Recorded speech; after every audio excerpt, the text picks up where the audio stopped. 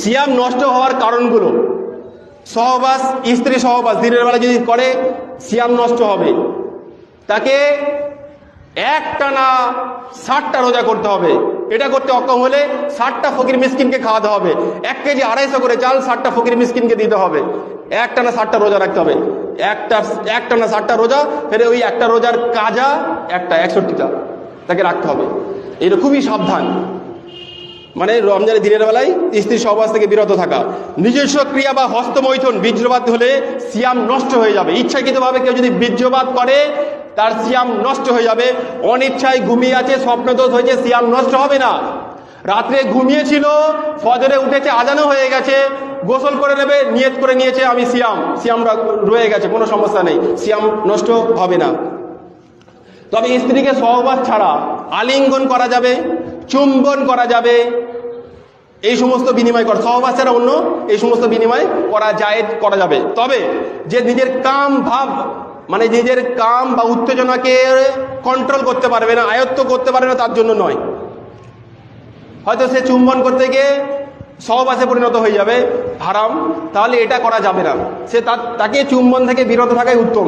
মা আয়েশা রাদিয়াল্লাহু তাআলা আনহা বলছেন, রাসূল সাল্লাল্লাহু আলাইহি ওয়াসাল্লামের কোন এক স্ত্রীকে আল্লাহ নবী সাল্লাল্লাহু আলাইহি ওয়াসাল্লাম চুম্বন করলেন, চুমু খেলেন, তখন তিনি সিয়াম অবস্থায় ছিলেন। স্ত্রীকে চুম্বন করলে ওযুও নষ্ট হয় না, সিয়ামও নষ্ট হয় না। এই জন্য যারা যুবক আছে তারা করতে পারে, সমস্যা নেই। যারা বিবাহিত যুবক রয়েছে, যাদের হয়তো ভাব আছে, কিন্তু যারা এটা উত্তেজনা গভীরে চলে যেতে পারে তারা না করে বিরত থাকাই ভালো।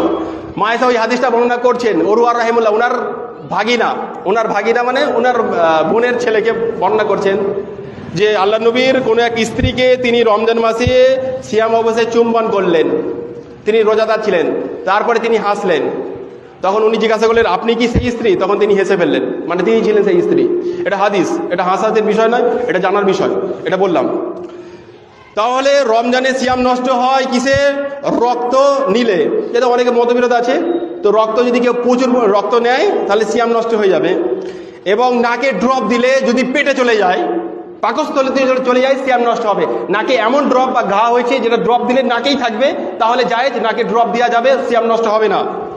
স্যালাইন চললে, স্যালাইন সুচ দিয়ে স্যালাইন, যেটা খাদ্যের পরিপন্থী, বিপরীত, মানে বিকল্প পথ খাদ্যের, স্যালাইন চললে রোজা নষ্ট হয়ে যাবে, সিয়াম নষ্ট হয়ে যাবে। খাওয়া আর পানাহার তো সিয়াম নষ্ট হয়ে যায়।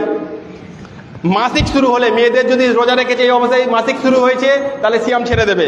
ইচ্ছাকৃতভাবে যদি কেউ বমি করে, ইচ্ছা করে বমি যদি কেউ করে কারণবশত, যদিও কেউ করে না, যদি কেউ ইচ্ছাকৃতভাবে বমি করে, সিয়াম নষ্ট হয়ে যাবে। ইচ্ছাকৃতভাবে ধূপ বা কোনো ধোঁয়া টেনে নেয়, সেটা সিয়াম নষ্ট হবে। অনেক রোজাদার আছে জানে, ধোঁয়া খাচ্ছি, বিড়ি টানছি, সিগারেট টানছি, রোজা নষ্ট হবে না। অনেকে ধোঁয়া টানে, বিড়ি টানে গোপনে, অনেক আছে যারা মূর্খ জাহেল, যদিও বেশিরভাগ মানুষ মানে বিড়ি খায় না, ইফতার পরে অনেকে বিড়ি টানে বা সিগারেট টানে, কিন্তু অনেক আছে জাহেল, তারা রোজা করে বিড়ি টানে গোপনে, কেউ না দেখে, এরকম আছে, দু একটা হয়তো থাকতে পারে। তো রমজানে এই সমস্ত কারণে সিয়াম নষ্ট হয়ে যায়। আর কি কি কারণে সিয়াম নষ্ট হয় না? স্বপ্নদোষ বলেছি। রক্ত দিলে, পরীক্ষার জন্য রক্ত দিয়েছে, সিয়াম নষ্ট হবে না। এমন রক্ত দিয়েছে যে শরীরে অসুস্থ, মানে দুর্বল হয়ে গেছে, এতে সিয়াম ছেড়ে দিতে হবে। এবং সিঙ্গা লাগানো বা নাক দিয়ে যদি রক্তক্ষরণ হয়, সিয়াম নষ্ট হবে না। মাথা গরম বা পেট গরম বা কোনো কারণবশত নাক থেকে রক্ত বের হচ্ছে, সিয়াম নষ্ট হবে না, সিয়াম থাকবে। কানে ড্রপ দিলে সিয়াম নষ্ট হবে না, রোজা নষ্ট হবে না। চোখে ড্রপ দিলে রোজা নষ্ট হবে না। ইনজেকশন দিলে রোজা নষ্ট হবে না। যে ইনজেকশনে পুষ্টি আছে, শরীরের সতেজ হবে, এই ইনজেকশনে সিয়াম নষ্ট হবে। ইনসুলিন, পেনসুলিন, পেনকিলার বা টিকা, কোন রকম টিকা যদি দেওয়া হয়, এতে সিয়াম নষ্ট হবে না।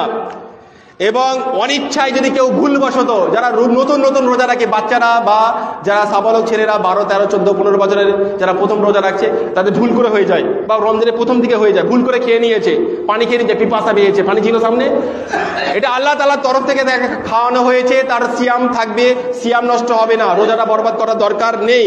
কেউ যদি দাঁত তোলে, দাঁত মানে সিয়াম ইফতার করার পর তোলাই উত্তম। তারপরে যদি খুবই প্রয়োজন হয়, দাঁত রোজা অবস্থায় তুলতে হবে, রক্ত যদি পেটে না যায়, তাহলে তার সিয়াম থাকবে, সিয়াম নষ্ট হবে না, দাঁত তোলা চলবে। খাবার চেখে দেখা, যারা হোটেলে কাজ করে বা এমন নারী যার স্বামী জল্লাদ, একটু ঝাল কম বেশি, নুন কম বেশি হলে তাকে বকবে বা মারবে বা কিছু বকা দেবে, সেই মহিলা কি করতে পারে, খাদ্যের স্বাদ চেকে কুল্লি করে দিতে পারে, গ্রহণ করবে না। খাদ্যের স্বাদ চাকা জায়েজ সিয়াম অবস্থায়, রোজা নষ্ট হবে না। অনিচ্ছাকৃতভাবে বমি হয়ে গেলে, সে মুখ ভরে হোক আর এমনি বমি হোক, বমি হয়ে গেলে রোজা নষ্ট হবে না। ইনহেলার ব্যবহার করলে, শ্বাসকষ্টের জন্য যেটা ব্যবহার করা হয়, রোজা নষ্ট হবে না। গায়ে বেশি বেশি পানি ঢাললে বা পুকুরে বসে থাকলে ঠান্ডা পানিতে, রোজা নষ্ট হবে না। বেশি ঘুমলেও রোজা নষ্ট হবে না। বেশি ঘুমানো স্বাস্থ্যের জন্য ভালো নয়, যতটা ঘুম দরকার ততটাই ঘুমাতে হবে। চুল, নখ বা লজ্জাস্থানের লোম উত্তোলন করলে রোজা নষ্ট হবে না। তেল, মলম, ক্রিম, ফেস ওয়াশ, যত রকম ক্রিম মাখা শরীরের উপরে আছে, এটা ব্যবহার করলে রোজা নষ্ট হবে না। সন্তানকে যারা দুধ পান করেছে, মহিলারা দুধ পান করালে রোজা নষ্ট হবে না। তো এই সমস্ত মোটামুটি কারণ যেগুলো রোজা নষ্ট হবে না। আশা করি আমাদের এগুলো বুঝে গেছে এবং আজান হবে। এখন সংক্ষেপে আমার আলোচনার মাধ্যমে কোনো কথা যদি কারোর কোনো বুঝতে অসুবিধা হয়, 2-1 মিনিট সময় আছে, আমরা জিজ্ঞাসা করতে পারি। আল্লাহ সুবহানাহু ওয়া তাআলা আমাদের সিয়াম, কিয়ামুল লাইল এবং আমাদের সাহারি ইফতারকে কবুল করুক, আল্লাহ আমিন। জি, আলোচনা করবেন, সাহিক আলোচনা, ওনাকে ওই বিষয়ে দিয়েছি।